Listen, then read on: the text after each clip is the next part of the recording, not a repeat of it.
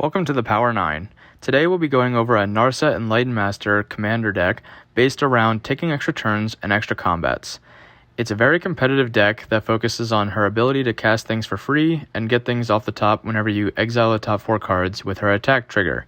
She's a 6-cost commander, and we'll get into the deck list now. One of the best ways to utilize her ability is with taking extra turn cards. As you can see, they cost a lot to cast, as this one on top costs 10 mana, but with her attack trigger where you're going to be casting 4 things for free, it doesn't really matter what it costs as long as it's on top and you can cast it with her ability. So this deck utilizes a lot of taking extra turn cards, as you can see here, with things like Time Warp, Rise of the Eldrazi, a newer one from Commander Masters, Temporal Manipulation, Walk the Aeons, Beacon of Tomorrows, which will get shuffled back in whenever you cast it, so you can cast it again, Capture of Jinzhou, another reprint from Commander Masters, and an important one, Nexus of Fate.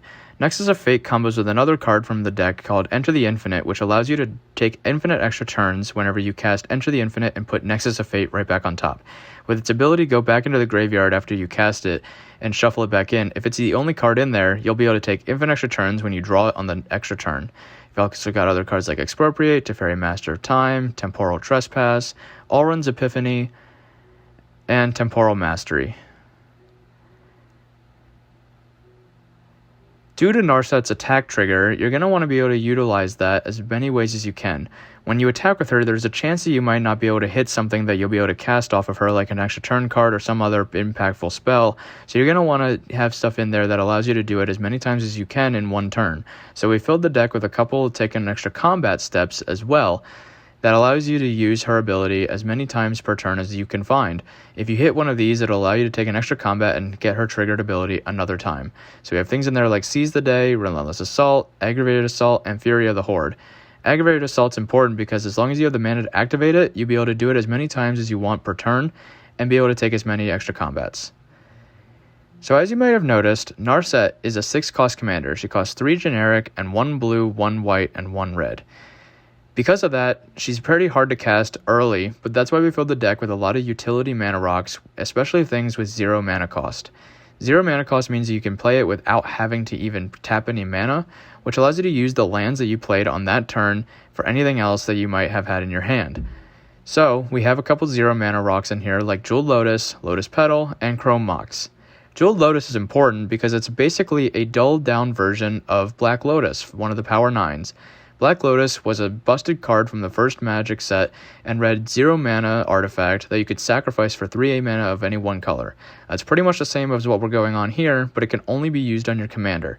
Even still, it's very busted, especially when your commander costs 6 mana and this gives you half of that already. Lotus Petal and Chrome Mox are also very good because they only add 1, but that's still better than having to pay 1 mana for it, even though they cost 0. Lotus Petal is a one-time use artifact, but even still you're going to use it on your commander and get that out of the way. Chrome Mox is even better because you can use it turn after turn and not have to sacrifice it.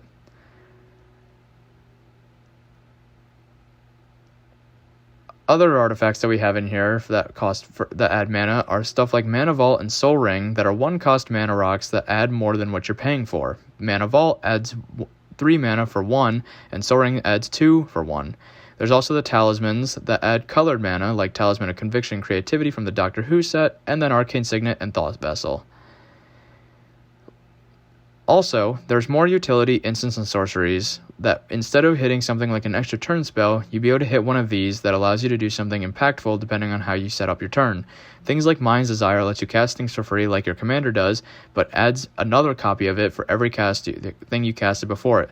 There's also Omniscience, which allows you to cast things for free, and Mnemonic Deluge, that you can cast things from your graveyard without paying their mana cost, and bring up your storm count because it does cast as a copy. There's also Enter the Infinite, which as we talked about earlier, which allows you to partner with Nexus of Fate and cast infinite extra turns as long as you put that card back on top when you draw your whole deck with Enter the Infinite.